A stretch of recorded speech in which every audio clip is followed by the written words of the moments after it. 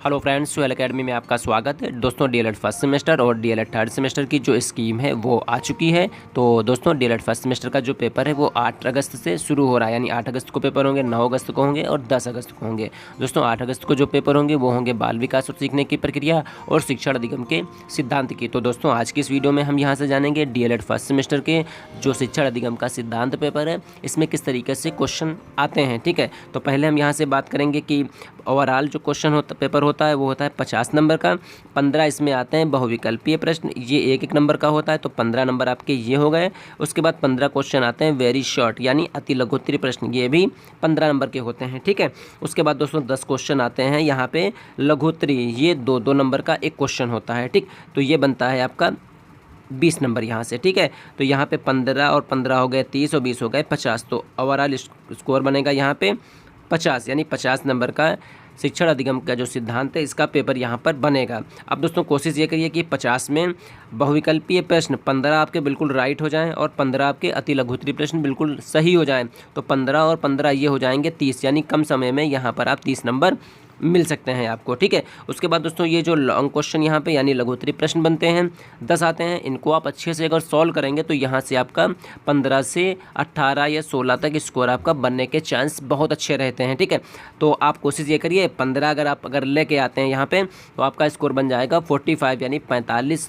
50 में 45 नंबर आपके यहाँ से बनने के चांस 100% बनते हैं। तो दोस्तों अच्छे से यहाँ पर आप तैयारी कर लीजिए, जितने भी बहुविकल्पीय प्रश्न हैं, जितने भी अति लघुत्तरीय प्रश्न हैं दोस्तों, तो ये 15 और 15 ये 30 क्वेश्चन पे सबसे पहले फोकस करिए कि 30 क्वेश्चन हमारे बिल्कुल सही रहें, इसमें कोई गलत ना हो। ठीक, उसके बाद दोस्तों लघुत्तरीय प्रश्नों को आप सॉल्व करिए और अच्छे से इनकी तैयारी कर लीजिए। ठीक है, तो इस तरीके से आपका स्कोर ज़्यादा से ज़्यादा 45 प्लस बनने के चांस रहते हैं। ठीक है, तो दोस्तों आज की इस वीडियो में हम यहाँ से सॉल्व करेंगे बहुविकल्पीय प्रश्नों को और जानेंगे कि किस तरीके से बहुविकल्पीय प्रश्न आते हैं और किस तरीके से दोस्तों उनको सॉल्व किया जाता है। और दोस्तों कोशिश करिए कि ये 15 में आपके 15 नंबर बिल्कुल सही हो जाएं। ठीक है, यानी यहाँ से आपका कोई भी क्वेश्चन गलत ना हो। ठीक है, तो दोस्तों यहाँ से हम शुरू करेंगे आज की इस वीडियो को। और दोस्तों वीडियो शुरू करने से पहले जिन लोगों ने अभी तक हमारे चैनल सुहेल एकेडमी को सब्सक्राइब नहीं किया, चैनल को जरूर सब्सक्राइब कर लें, बेल आइकन को प्रेस कर लें, जिससे हमारी वीडियो की नोटिफिकेशन आपको सबसे पहले पहुंचे। दोस्तों वीडियो को लाइक और अपने दोस्तों में ज़्यादा से ज़्यादा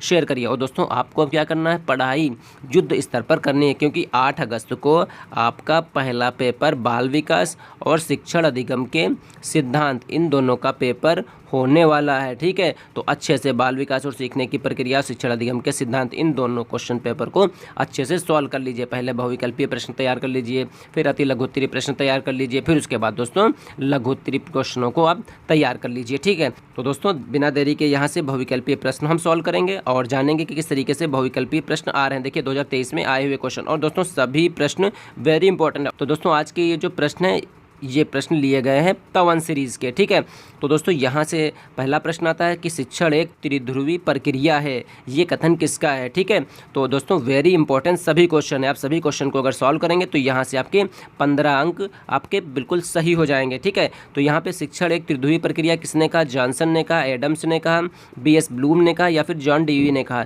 तो दोस्तों जॉन डेवी ने कहा कि शिक्षण एक त्रिध्रुवी प्रक्रिया है। त्रिध्रुवी का मतलब यहाँ पर होता है कि यहाँ पे बालक होगा, ठीक, उसके बाद यहाँ पे शिक्षक हो जाएगा, ठीक है, यानी अध्यापक, शिक्षक यानी अध्यापक हो जाएगा। उसके बाद दोस्तों यहाँ पर होगा पाठ्यक्रम। ठीक है, तो ये जो है त्रिध्रुवी प्रक्रिया हो गई। ठीक, उसके बाद अगला क्वेश्चन फिर यहाँ पर आता है कि किस शिक्षा शास्त्री ने शिक्षा को संपूर्ण जीवन माना है।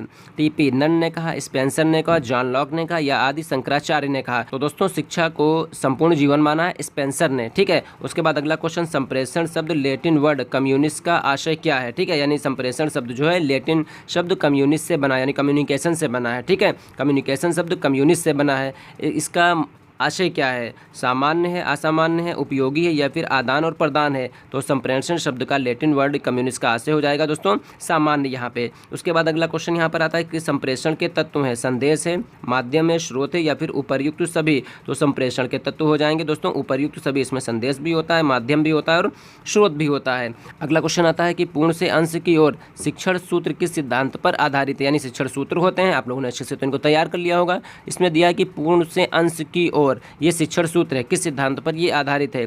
पुनर्बलन सिद्धांत, क्रिया प्रसूत सिद्धांत, या फिर गेस्टाल्ट सिद्धांत, या फिर उद्दीपन अनुक्रिया सिद्धांत। तो दोस्तों ये गेस्टाल्ट सिद्धांत पर आधारित है। तो दोस्तों ये 2023 में आए हुए क्वेश्चन है, सेम इसी तरीके से 2024 में भी क्वेश्चन आएंगे। अगला क्वेश्चन वेरी इंपॉर्टेंट यहाँ पर आता है कि प्रश्नोत्तर पर विधि के जनक कौन है? सुकरात हैं, प्लेटो हैं, अरस्तु हैं, या फिर डीवी हैं? तो प्रश्नोत्तर विधि के जो जनक थे वो थे सुकरात। अगला क्वेश्चन यहाँ पर आता है कि निदान की प्रक्रिया से संपादित होता है समस्या की पहचान, समस्या का समाधान, या समस्या की आवश्यकता, या फिर उपर्युक्त सभी। तो निदान की प्रक्रिया से संपादित होता है दोस्तों समस्या समाधान यहाँ पे। अगला क्वेश्चन यहाँ पर फिर आता है कि सूक्ष्म शिक्षण में निम्न में से कौन सा तत्वों का समावेश नहीं होता है? ठीक है, यानी सूक्ष्म शिक्षण जो होता है इसमें किस तत्व का समावेश नहीं होगा? तो सूक्ष्म समय होता है, या सूक्ष्म कक्षा आकार, या फिर वृहद पाठ्य पुस्तक, या फिर अभ्यास आधारित शिक्षण। तो सूक्ष्म समय दोस्तों ये शामिल होता है, कक्षा का आकार सूक्ष्म होता है ये शामिल हो जाता है, और अभ्यास आधारित शिक्षण ये होता है। ये जो वृहद पाठ्य पुस्तक है ये इसमें शामिल नहीं होगा। तो यहाँ पर राइट आंसर हो जाएगा दोस्तों सी ऑप्शन, वृहद पाठ्य पुस्तक। ये सूक्ष्म शिक्षण के जो तत्व होते हैं उसमें इनका समावेश नहीं होता है। ठीक है, उसके बाद अगला क्वेश्चन यहाँ पर आता है कि पाठशाला जिसको विद्यालय भी कहते हैं इसको उद्यान की संज्ञा किसने दी? यानी किसने कहा कि पाठशाला और विद्यालय ये उद्यान होता है? ठीक है, हर्बर्ट ने कहा, मॉन्टेसरी ने कहा, फ्रोबेल ने कहा, या फिर फ्रैंकलिन ने कहा? तो फ्रोबेल ने कहा दोस्तों जो पाठशाला यानी जो विद्यालय होता है ये उद्यान होता है यानी बगीचा होता है। ठीक है, उसके बाद अगला क्वेश्चन यहाँ पर फिर आता है कि व्याख्यान विधि में छात्र बने रहते हैं। तो व्याख्यान विधि जो होती है यानी लेक्चर मेथड जो होता है इसमें छात्र क्या होता है? सक्रिय रहते हैं, उत्साही रहते हैं, क्रियाशील रहते हैं, या फिर निष्क्रिय रहते हैं? तो दोस्तों लेक्चर मेथड यानी व्याख्यान विधि में छात्र जो होते हैं वो चुपचाप निष्क्रिय बन के सुनते हैं श्रोता को, यानी जो टीचर होता है उनको वो सुनते हैं। ठीक है, उसके बाद अगला क्वेश्चन फिर यहाँ पर आता है कि प्राचीन कालीन शिक्षण विधियाँ थीं। तो कौन सी शिक्षण विधियाँ थी? पाठ्यक्रम केंद्रित, या फिर शिक्षक केंद्रित, या फिर पाठ्यपुस्तक केंद्रित, या फिर बाल केंद्रित? तो यहाँ पे प्राचीन कालीन शिक्षण विधियाँ थी दोस्तों शिक्षक केंद्रित। यहाँ अगला क्वेश्चन फिर यहाँ पर आता है कि प्रस्तावना प्रश्न का संबंध होता है किससे है? विषय वस्तु से है, पूर्व ज्ञान से है, शिक्षक ज्ञान से, या फिर अश्रृंखलाबद्धता से है? तो दोस्तों प्रस्तावना प्रश्न का जो संबंध होगा वो हो जाएगा पूर्व ज्ञान से, यानी पूर्व ज्ञान पर आधारित प्रस्तावना प्रश्न पूछे जाते हैं। ठीक है, स्टूडेंट से। तो अगला क्वेश्चन यहाँ पर आता है कि बच्चों में कल्पना शक्ति का विकास किया जा सकता है समूह कार्य के द्वारा, व्याख्यान के द्वारा, कहानी के द्वारा, या फिर प्रश्नोत्तर के द्वारा? तो बच्चों में कल्पना शक्ति का जो विकास होगा वो हो जाएगा प्रश्नोत्तर विधि के द्वारा किया जा सकता है। ठीक है, अगला क्वेश्चन यहाँ पर आता है कि पाठ के प्रमुख तथ्यों को बार बार दोहराना किस शिक्षण सिद्धांत के अंतर्गत आता है? तो ये चयन का सिद्धांत होता है, या फिर प्रेरणा का सिद्धांत होता है, या फिर आवृत्ति का सिद्धांत, या फिर नियोजन का सिद्धांत? तो दोस्तों पाठ के प्रमुख तथ्यों को जो बार बार दोहराया जाता है ये होता है आवृत्ति के सिद्धांत के अंतर्गत। ठीक है, उसके बाद दोस्तों अगला क्वेश्चन फिर यहाँ पर आता है कि पर्यटन विधि से छात्रों में विकास होता है। तो समय का सदुपयोग होता है, या फिर मनोरंजकता होती है, या फिर बौद्धिकता होती है, या फिर निरीक्षण या अवलोकन? तो पर्यटन विधि से छात्रों में विकास होगा निरीक्षण और अवलोकन का, यानी जहाँ पर स्टूडेंट्स पर्यटन करेगा तो वहाँ पर हर एक चीज़ का निरीक्षण करेगा और उनका अवलोकन करेगा। ठीक है, उसके बाद अगला ब्लूम के अनुसार शिक्षण के उद्देश्य हैं ज्ञानात्मक उद्देश्य हैं, भावात्मक उद्देश्य हैं, क्रियात्मक उद्देश्य, या फिर उपर्युक्त सभी? तो ब्लूम के अनुसार दोस्तों शिक्षण के उद्देश्य हो जाएंगे ये तीनों, ज्ञानात्मक भी, भावात्मक भी, क्रियात्मक भी। ठीक, तो इस तरीके से राइट आंसर हो जाएगा उपर्युक्त सभी। अगला क्वेश्चन आता है यहाँ पे साविद्या या विमुक्तीय शिक्षा का उद्देश्य किस विचारधारा का मानना है? तो ये आदर्शवादी है, प्रकृतिवादी है, या फिर प्रयोजनवादी, या फिर अस्तित्ववादी? तो दोस्तों साविद्या या विमुक्तीय ये शिक्षा का जो उद्देश्य है ये आदर्शवादी विचारधारा का मानना है यहाँ पे। ठीक है, अगला क्वेश्चन यहाँ पर आता है कि गेस्टाल्ट मनोवैज्ञानिक सिद्धांत पर आधारित शिक्षण सूत्र है।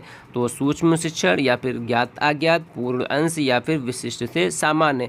तो गेस्टाल्ट मनोवैज्ञानिक सिद्धांत पर आधारित है दोस्तों पूर्ण से अंश की ओर। ठीक है, उसके बाद दोस्तों अगला क्वेश्चन फिर यहाँ पर आता है कि शिक्षण एक त्रिध्रुवी प्रक्रिया है, किसका कथन है ये?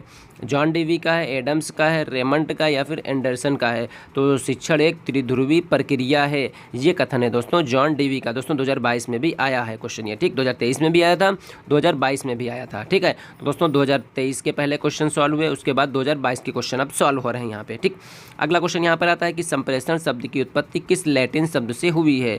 तो ये कम्युनिस्ट से हुई, कम्युनिकल से हुई, कम्युनिकेशन से हुई, या फिर इनमें से कोई नहीं? तो संप्रेषण शब्द की उत्पत्ति ये हुई कम्युनिस्ट शब्द से। ठीक, अगला क्वेश्चन यहाँ पर आता है संप्रेषण के प्रकार हैं। 4 प्रकार हैं, 2 प्रकार हैं, 1 प्रकार है या फिर 3 प्रकार हैं। तो दोस्तों संप्रेषण के प्रकार होते हैं 4। अगला क्वेश्चन यहाँ पर आता है कि प्रोजेक्ट पद्धति के जन्मदाता हैं। फ्रोबेल हैं, मॉन्टेसरी हैं, किलपैट्रिक हैं या फिर पेस्टोलॉजी हैं। तो प्रोजेक्ट पद्धति के जन्मदाता हैं दोस्तों किलपैट्रिक। ठीक। अगला क्वेश्चन दोस्तों फिर यहाँ पर आता है कि निम्न में से शिक्षण का सामान्य सिद्धांत नहीं है। ठीक है, यहाँ पर 4 सिद्धांत दिए गए हैं, आपको इसमें से चूज करना है कि शिक्षण का सामान्य सिद्धांत नहीं है। क्रियाशीलता का सिद्धांत, रुचि का सिद्धांत, नियोजन का सिद्धांत या फिर परिमाण का सिद्धांत। तो दोस्तों यहाँ पर जो परिमाण का सिद्धांत है ये शिक्षण का सामान्य सिद्धांत नहीं है। बाकी क्रियाशीलता का सिद्धांत, नियोजन का सिद्धांत और रुचि का सिद्धांत ये शिक्षण के सामान्य सिद्धांत होते हैं। ठीक। अगला क्वेश्चन फिर यहाँ पर आता है कि कल्पना और तर्क शक्ति का विकास किस शिक्षण प्रविधि के माध्यम से करते हैं। तो व्याख्यान विधि से, प्रश्नोत्तर विधि से या फिर खेल प्रविधि से या फिर कहानी प्रविधि से। तो कल्पना और तर्क शक्ति का जो विकास होगा ये हो जाएगा कहानी प्रविधि के माध्यम से। ठीक है। अगला क्वेश्चन आता है सुकराती प्रविधि किसे कहते हैं। तो कहानी प्रविधि को, प्रयोग प्रविधि को या फिर प्रश्नोत्तर प्रविधि को या फिर विश्लेषण प्रविधि को। तो सुकराती प्रविधि कहेंगे दोस्तों प्रश्नोत्तर प्रविधि को, यानी प्रश्नोत्तर प्रविधि के जो जन्मदाता थे वो थे सुकरात। अगला क्वेश्चन फिर यहाँ पर आता है कि शिक्षक केंद्रित शिक्षण में शिक्षा का केंद्र बिंदु होता है। समझिए, शिक्षक केंद्रित शिक्षण में शिक्षा का केंद्र बिंदु कौन होगा। शिक्षक होगा, विद्यार्थी होगा, प्रधानाचार्य होगा या फिर पाठ्यक्रम होगा। तो दोस्तों शिक्षक केंद्रित शिक्षण में शिक्षा का केंद्र बिंदु होगा शिक्षक। और अगर बाल केंद्रित शिक्षण की बात की जाए उसमें शिक्षा का केंद्र बिंदु कौन होगा, तो वहाँ पर हो जाएगा बालक यानी विद्यार्थी हो जाएगा। ध्यान रखिएगा, शिक्षक केंद्रित में शिक्षक और बाल केंद्रित में दोस्तों विद्यार्थी या बालक हो जाएगा। ठीक। अगला क्वेश्चन यहाँ पर फिर आता है कि सूक्ष्म शिक्षण पद्धति के जन्मदाता यानी माइक्रो टीचिंग जो होती है इसके जन्मदाता कौन है। डी एलन है, स्किनर है, बीके पासी या फिर रायबर्न है। तो दोस्तों ये डी एलन ये सूक्ष्म शिक्षण पद्धति के जन्मदाता हैं। अगला क्वेश्चन फिर आता है कि पाठ प्रस्तावना कौशल का आधार बिंदु है। तो पाठ प्रस्तावना कौशल का आधार बिंदु कौन हो जाएगा। पाठ्यक्रम हो जाएगा, परिवार हो जाएगा, पूर्व ज्ञान या फिर पाठ। तो दोस्तों पाठ प्रस्तावना कौशल का आधार बिंदु होता है पूर्व ज्ञान, यानी पाठ प्रस्तावना कौशल के जो प्रश्न होते हैं वो पूर्व ज्ञान पर आधारित होते हैं। अगला क्वेश्चन फिर यहाँ पर आता है कि व्याख्यान विधि में छात्र बने रहते हैं, मूक बनते हैं, सक्रिय बनते हैं, निष्क्रिय बनते हैं या फिर इनमें से कोई नहीं। दोस्तों व्याख्यान मेथड में क्या होगा, छात्र निष्क्रिय बने रहते हैं, यानी वो चुपचाप बैठ के सुनते हैं वहाँ। अगला क्वेश्चन यहाँ पर आता है अधिगम का अर्थ है क्या है। लक्ष्य प्राप्त करना, सीखना या फिर व्यवहार करना या फिर उपरोक्त सभी। तो दोस्तों अधिगम का अर्थ होता है दोस्तों सीखना, लर्निंग जिसको हम लोग कहते हैं। ठीक है।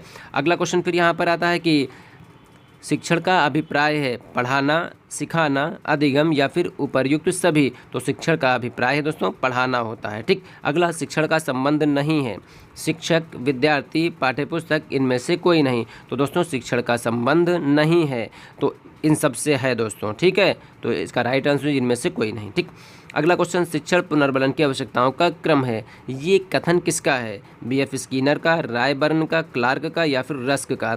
तो शिक्षण पुनर्बलन की आवश्यकताओं का क्रम है, ये कथन है बीएफ स्किनर का। अगला क्वेश्चन यहाँ पर आता है शिक्षण सीखने के लिए दी जाने वाली प्रेरणा, निर्देशन और प्रोत्साहन है, किसकी परिभाषा है। थॉमसन की है, एनएलगेज की है, बर्टन की है या फिर जॉन ब्रूवेकर की है। ठीक है, तो शिक्षण सीखने के लिए दी जाने वाली प्रेरणा, निर्देशन और प्रोत्साहन ये परिभाषा है बर्टन की। ठीक। अगला क्वेश्चन यहाँ पर आता है शिक्षण प्रक्रिया में स्तंभ हैं, 1 स्तंभ है, 3 स्तंभ हैं, 4 हैं या फिर 5 हैं। तो शिक्षण प्रक्रिया में स्तंभ यानी जो पिलर या पोल होंगे वो होंगे 3। यहाँ पे कौन होगा, पहला होगा बालक, उसके बाद हो जाएगा शिक्षक और उसके बाद हो जाएगा दोस्तों पाठ्यक्रम। ठीक है, तो ये 3 पिलर यानी त्रिध्रुवी प्रक्रिया हो जाएगी इस तरीके से। ठीक है। उसके बाद दोस्तों अगला क्वेश्चन फिर यहाँ पर आता है कि शिक्षण होता है सुनियोजित होता है, प्रेरणात्मक होता है, सुझावात्मक होता है या फिर उपर्युक्त सभी। तो दोस्तों शिक्षण जो होगा वो हो जाएगा सुनियोजित हो। अगला क्वेश्चन फिर यहाँ पर आता है शिक्षक के समक्ष शिक्षण में समस्या होती है, किसकी समस्या हो रही है। शिक्षण माध्यम की समस्या या फिर सह शिक्षा भिन्नता या फिर व्यक्तिगत भिन्नता या फिर उपर्युक्त सभी। तो दोस्तों शिक्षक के समझ शिक्षण में जो समस्याएं होती हैं वो हो जाती हैं शिक्षण माध्यम की समस्या हो जाती है, सह शिक्षा भिन्नता हो जाती है, व्यक्तिगत भिन्नता हो जाती है। इस तरीके से इसका राइट आंसर हो जाएगा उपर्युक्त सभी। ठीक। अगला क्वेश्चन यहाँ पर आता है कि अपव्यय और अवरोधन संबंधित है, पाठ्यक्रम से संबंधित है, विद्यालय से संबंधित है, विद्यार्थियों से संबंधित है या फिर समाज से संबंधित है। तो अपव्यय और अवरोधन ये संबंधित है दोस्तों विद्यार्थियों से। ठीक। अगला क्वेश्चन यहाँ पर फिर आता है कि साविद्या या विमुक्तीय शिक्षा का उद्देश्य किस विचारधारा का मानना है? तो दोस्तों ये मानना है आदर्शवाद का या प्रयोजनवाद का या फिर प्रकृतिवाद का या फिर अस्तित्ववादी का। ठीक है, तो दोस्तों साविद्या या विमुक्ति ये आदर्शवाद का विचारधारा है, ध्यान रखिएगा। अगला, ब्लूम के द्वारा प्रतिपादित शिक्षण उद्देश्य हैं ज्ञानात्मक हैं, क्रियात्मक हैं, भावात्मक हैं या फिर उपर्युक्त सभी। तो ब्लूम के द्वारा प्रतिपादित शिक्षण उद्देश्य हो जाएंगे दोस्तों उपर्युक्त सभी। अगला क्वेश्चन फिर यहाँ पर आता है कि पाठ्यवस्तु विश्लेषण विधि में प्रयुक्त होता है लिखित संप्रेषण, मौखिक संप्रेषण, लिखित और मौखिक दोनों या इनमें से कोई नहीं। तो दोस्तों पाठ्यवस्तु विश्लेषण विधि में प्रयुक्त होता है लिखित संप्रेषण और मौखिक संप्रेषण। तो इसका राइट आंसर हो जाएगा दोस्तों सी ऑप्शन, ए और बी दोनों हो जाएंगे। ठीक है, अगला क्वेश्चन यहाँ पर आता है कक्षा में संप्रेषण का माध्यम होता है। तो मुख्य माध्यम होता है, हार्डवेयर उपकरण होते हैं, पुस्तकें होती हैं या फिर मुख्य माध्यम और हार्डवेयर उपकरण। तो दोस्तों कक्षा में संप्रेषण का जो माध्यम हो जाएगा वो हो जाएगा मुख्य माध्यम और हार्डवेयर उपकरण हो जाएंगे। ठीक है, अगला क्वेश्चन आता है कि कक्षा में संप्रेषण का प्रारूप होता है, कैसा होता है? शाब्दिक होता है, अशाब्दिक होता है, शाब्दिक और अशाब्दिक संप्रेषण होता है या फिर लिखित संप्रेषण होता है।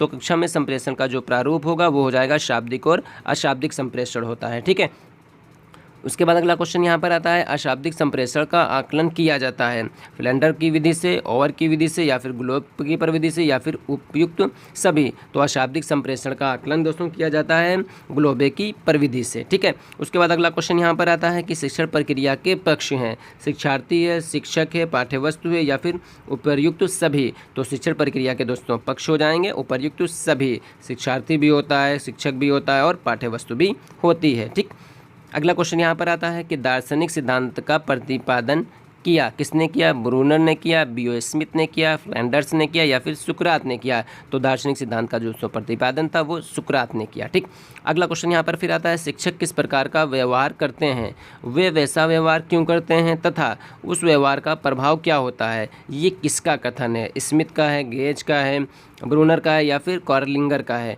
तो दोस्तों शिक्षक किस प्रकार का व्यवहार करते हैं, वे वैसा व्यवहार क्यों करते हैं, उस व्यवहार का क्या प्रभाव होता है? ये कथन है दोस्तों गेज का। ठीक, याद रखिएगा दोस्तों। अगला क्वेश्चन वेरी इंपॉर्टेंट यहाँ पर होता है कि ज्ञात से अज्ञात की ओर सूत्र की और सबसे पहले किसने ध्यान आकर्षित किया? तो स्पेंसर ने, हार्बर्ट ने या फिर डीवी ने या फिर प्लेटो ने। तो ज्ञात से अज्ञात की ओर सूत्र की ओर सबसे पहले ध्यान आकर्षित किया था हार्बर्ट ने। ठीक है, ध्यान रखिएगा दोस्तों। अगला क्वेश्चन फिर यहाँ पर आता है कि स्थूल से सूक्ष्म की ओर शिक्षण सूत्र को अन्य किस नाम से जाना जाता है? यानी स्थूल से सूक्ष्म की ओर जो शिक्षण सूत्र है इसको किस और नाम से जाना जाता है? ठीक है, तो इसको प्रत्यक्ष से अप्रत्यक्ष की ओर, मूर्त से अमूर्त की ओर या फिर अनिश्चित से निश्चित की ओर या फिर पूर्ण से अंश की ओर। तो दोस्तों स्थूल से सूक्ष्म की ओर शिक्षण सूत्र को अन्य नाम दोस्तों जो जाना जाता है वो होता है मूर्त से अमूर्त की ओर। ठीक है, अगला क्वेश्चन फिर यहाँ पर आता है कि गेस्टाल्ट मनोविज्ञान पर आधारित शिक्षण सूत्र है ज्ञात से अज्ञात की ओर, मूर्त से अमूर्त की ओर, पूर्ण से अंश की ओर या फिर सरल से जटिल की ओर। तो गेस्टाल्ट मनोविज्ञान पर आधारित शिक्षण सूत्र है पूर्ण से अंश की ओर। ठीक, अगला क्वेश्चन यहाँ पर फिर आता है पाठ की विषय सामग्री का विभाजन इस ढंग से होना चाहिए कि वे विचारों को समझने में सरल हों, वे पाठ को प्रारंभिक बिंदु में प्रयोग किए और जो कठिन हो वे क्रमशः छात्रों के सामने आए। उपरोक्त कथन किस सूत्र से संबंधित है? ज्ञात से अज्ञात की ओर, सरल से कठिन की ओर, सरल से जटिल की ओर, ठीक, या फिर संश्लेषण से विश्लेषण की ओर। तो पाठ की विषय सामग्री का विभाजन इस ढंग से होना चाहिए कि वे विचारों को समझने में सरल हों, वे पाठ के प्रारंभिक बिंदु में प्रयोग किए और जो कठिन हो वे क्रमशः छात्रों के सामने आए। ये कथन किस सूत्र की ओर संबंधित होता है दोस्तों? तो ये होता है सरल से जटिल की ओर। ठीक है, अगला क्वेश्चन यहाँ पर आता है किस सूत्र का संबंध आगमन विधि से है? तो स्थूल से सूक्ष्म की ओर, विशिष्ट से सामान्य की ओर या फिर ज्ञात से अज्ञात की ओर या फिर मूर्त से अमूर्त की ओर। तो दोस्तों आगमन विधि से संबंधित यहाँ पर जो सूत्र होगा दोस्तों ये होगा विशिष्ट से सामान्य की ओर। ठीक है, अगला क्वेश्चन फिर यहाँ पर आता है कि पूर्ण से अंश की ओर शिक्षण सूत्र का पर्याय सूत्र है मूर्त से अमूर्त की ओर, सरल से जटिल की ओर, ज्ञात से अज्ञात की ओर या फिर विश्लेषण से संश्लेषण की ओर। तो पूर्ण से अंश की ओर शिक्षण सूत्र का दोस्तों पर्याय सूत्र है विश्लेषण से संश्लेषण की ओर। ठीक है, अगला क्वेश्चन यहाँ पर आता है कि बालक को केंद्र मानकर यानी बालक की रुचियों के अनुसार शिक्षण किस सूत्र द्वारा दिया जाता है? ठीक है, तो संश्लेषण से विश्लेषण की ओर, सरल से कठिन की ओर या फिर मनोवैज्ञानिक से तर्क संगत की ओर या फिर ज्ञात से अज्ञात की ओर। तो दोस्तों बालक को केंद्र मानकर यानी बालक की रुचियों के अनुसार शिक्षण जो दिया जाता है ये दिया जाता है मनोवैज्ञानिक से तर्क संगत की ओर। ठीक है, अगला क्वेश्चन यहाँ पर आता है कि व्याख्यान विधि में छात्र बने रहते हैं, मूक बने रहते हैं, सक्रिय बने रहते हैं, निष्क्रिय बने रहते हैं या फिर इनमें से कोई नहीं। तो व्याख्यान विधि में छात्र बने रहते हैं निष्क्रिय। ठीक है। अगला क्वेश्चन फिर यहाँ पर आता है कि स्पष्टीकरण युक्ति की विशेषता नहीं है, उपयुक्तता नहीं है, क्रमता नहीं है, भाषा नहीं है या फिर उपर्युक्त सभी। तो स्पष्टीकरण युक्ति की विशेषता दोस्तों नहीं है, उपरोक्त सभी, ये कोई इसकी विशेषताएं नहीं है यहाँ पे। ठीक है। अगला क्वेश्चन यहाँ पर आता है कि स्पष्टीकरण युक्ति का प्रयोग किस विषय के लिए विशिष्ट रूप से किया जाता है, सामाजिक अध्ययन या फिर विज्ञान या फिर हिंदी या फिर गणित के लिए। तो स्पष्टीकरण युक्ति का जो प्रयोग होगा दोस्तों ये विशिष्ट रूप से किया जाता है सामाजिक अध्ययन या सामाजिक विज्ञान के माध्यम से। ठीक है। अगला क्वेश्चन यहाँ पर आता है कि विद्यालय पर्यटन, जिसको स्कूल ट्रिप भी कहते हैं, सबसे पहले किस शिक्षा शास्त्री की देन है, रेमंड, प्रोफेसर राय, प्लेटो या फिर पीएन राय। तो दोस्तों इसका राइट आंसर हो जाएगा प्रोफेसर राय। इन्होंने सबसे पहले स्कूल ट्रिप का प्रतिपादन किया या इनकी देन दी। ठीक है। अगला क्वेश्चन यहाँ पर आता है कि 1960 में शैक्षिक क्षेत्रीय पर्यटन पर शोध कार्य किया, डॉक्टर एलन ने, डॉक्टर पीसी मिश्रा ने या फिर डीवी ने या फिर हर्बर्ट ने। तो दोस्तों 1960 में शैक्षिक क्षेत्रीय पर्यटन पर शोध किया था डॉक्टर एलन ने। ठीक। अगला क्वेश्चन, पर्यटन सबसे अधिक सहायक है भाषा शिक्षण के लिए, गणित शिक्षण के लिए, संगीत शिक्षण के लिए या फिर भूगोल शिक्षण के लिए। तो पर्यटन दोस्तों सबसे अधिक सहायक हो जाएगा भूगोल शिक्षण के लिए। ठीक है। अगला क्वेश्चन फिर यहाँ पर आता है, जो कार्य ऊपरी इच्छा से स्वतंत्रता पूर्वक करे वही खेल है, ये कथन किसका है। ठीक है। म्यूलिक का है, रायबर्न का है, थॉमसन का है या फिर क्लार्क का है। तो दोस्तों जो कार्य ऊपरी इच्छा से स्वतंत्रता पूर्वक करे वही खेल है, ये हो जाएगा म्यूलिक का। ठीक है, कथन हो जाएगा। अगला, खेल विधि के लिए आवश्यक है स्वतंत्रता, रचनात्मकता, मानसिक शक्तियों का विकास या फिर उपर्युक्त सभी। तो खेल विधि के लिए दोस्तों स्वतंत्रता भी जरूरी है, रचनात्मकता भी जरूरी है, मानसिक शक्तियों का विकास भी जरूरी है। तो राइट आंसर इसका इस तरीके से हो जाएगा उपर्युक्त सभी। अगला क्वेश्चन यहाँ पर आता है कि छात्रों में क्रियाशीलता का आंदोलन सर्वप्रथम किसने किया, रूसो ने किया, किलपैट्रिक ने किया, फ्रोबेल ने किया या फिर मॉन्टेसरी ने किया। तो छात्रों में क्रियाशीलता का आंदोलन सबसे पहले किया रूसो ने यहाँ पे। ठीक। अगला क्वेश्चन फिर यहाँ पर आता है कि सामूहिक चर्चा की उच्च स्तरीय शिक्षण विधियाँ हैं, विचार समिति है, सम्मेलन है, विचार गोष्ठी है या फिर उपर्युक्त सभी हैं। तो सामूहिक चर्चा की उच्च स्तरीय शिक्षण विधियाँ हो जाएंगी दोस्तों उपर्युक्त सभी, यानी विचार समिति, विचार गोष्ठी और सम्मेलन हो जाएगा। ठीक है। अगला क्वेश्चन यहाँ पर आता है कि बहुश्रेणी शिक्षण विधि संबंधित है अध्यापकों से, प्रधानाचार्यों से, मॉनिटर से या फिर उपर्युक्त सभी से। तो बहुश्रेणी शिक्षण विधि संबंधित है दोस्तों मॉनिटर से। ठीक है।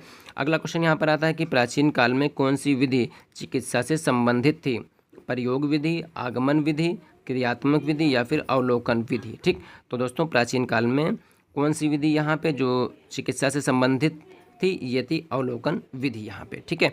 उसके बाद दोस्तों अगला क्वेश्चन फिर यहाँ पर आता है कि प्रश्न आदत कौशल के व्यवहार समस्त शैक्षिक क्रिया की कुंजी है, किसने कहा, पार्कर ने कहा, लैंडन ने कहा या फिर क्लार्क ने कहा या फिर फ्रोबेल ने कहा। तो दोस्तों प्रश्न आदत कौशल के बाहर समस्त शैक्षिक क्रिया की कुंजी है, ये कहा है पार्कर ने। अगला क्वेश्चन फिर यहाँ पर आता है कि प्रश्नोत्तर विधि से इसका संबंध है अन्वेषण का, अनुसंधान का या फिर तर्क का या फिर उपरोक्त सभी का। तो प्रश्नोत्तर विधि से इसका संबंध है, तो दोस्तों ये सभी का संबंध से अनुसंधान भी हो जाएगा, अन्वेषण भी हो जाएगा, तर्क भी हो जाएगा। ठीक है। तो दोस्तों आज के इस वीडियो में हम लोगों ने डीएलएड फर्स्ट सेमेस्टर के शिक्षण अधिगम के सिद्धांत के 68 क्वेश्चनों को कवर किया। तो उम्मीद करेंगे दोस्तों यहाँ से जो भी बताए गए प्रश्न हैं, जो भी बताए गए पॉइंट हैं, वो आपको अच्छी तरीके से समझ में आ गए होंगे दोस्तों। अगर फिर भी कहीं पर भी कोई भी कन्फ्यूज़न हो तो कमेंट्स बॉक्स में हमें कमेंट्स करिए। मिलते हैं दोस्तों बहुत ही जल्द इसी तरीके से नेक्स्ट वीडियो में, जिसमें हम लोग बचे हुए जितने भी बहुविकल्पीय प्रश्न हैं पवन सीरीज के, ठीक है, उन सबको हम लोग कवर करेंगे। तब तक के लिए दोस्तों अपना ख्याल रखिए और अपनी स्टडी को कंटिन्यू जारी रखिए।